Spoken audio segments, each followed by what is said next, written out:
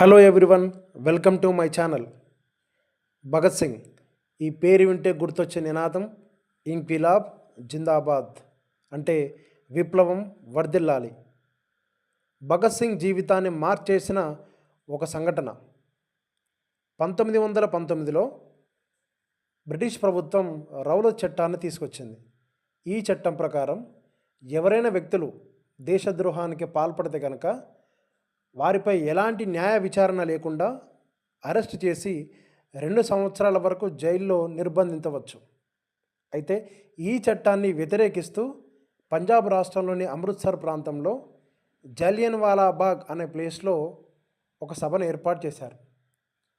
ఈ సభ ఏర్పాటు చేసినందుకు గాను అక్కడున్నటువంటి పోలీస్ ఆఫీసర్ జనరల్ డయర్ ఒక 100 మంది పోలీసులతో ఆ ప్రాంతాన్ని చుట్టుముట్టి కాల్పులు జరిపాడు.